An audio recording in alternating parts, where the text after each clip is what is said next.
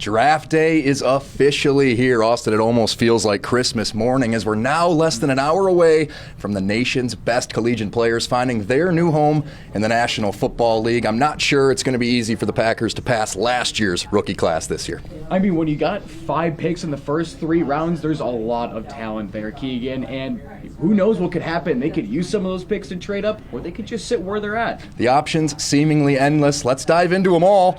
The Packers' war room stocked with 11 picks, 5 of those in the top 100. Brian Gutekunst owns the most ammo of any team in the league and an excellent track record of using his picks well, especially these last few years. The Packers GM certainly stands to gain some of that top talent this week, but what factors weigh in on his decisions besides the tape? Of course, those workouts are useful to a point.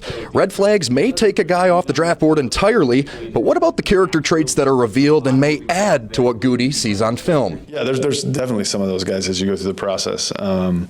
Their football wiring, so to speak, is so high that you feel really good about their chances not only to succeed in the National Football League, but maybe to fit into your culture. That plays a significant part of it. I think we put a lot of time into that and who we're putting into that locker room, because I think that's only fair to the guys who are already there. But I think if we want to be the type of connected team that we want to be, it's an extremely important part of what we do.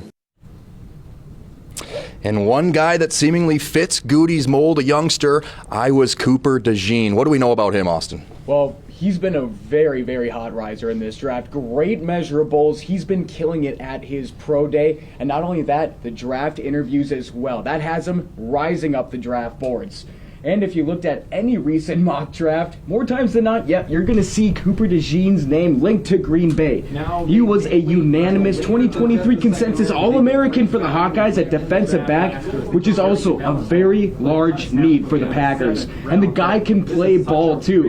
Here in Green Bay, they just love the fact that he's a malleable prospect that can play multiple positions. I think he can do both. I think he's very versatile that way. I think he's obviously a very good athlete. His ability to take the ball away is very impressive. Obviously, he's got some team's ability as well. So he's a very well-rounded player. I think he could do either. I think it's really going to come down to just where you may need him. We'll be here all night tonight at News Channel. And if it were to be Cooper DeJean that many mock draft guys see fitting in, it would be the second year in a row they take an Iowa Hawkeye, joining his former teammate Lucas Van Ness, who was selected here last year. We had the privilege of covering. Like we mentioned, the options are endless. But Austin, it's time for us to give our final picks. I mean, we've led up to this for the last few weeks. Where do you see Green Bay going here tonight?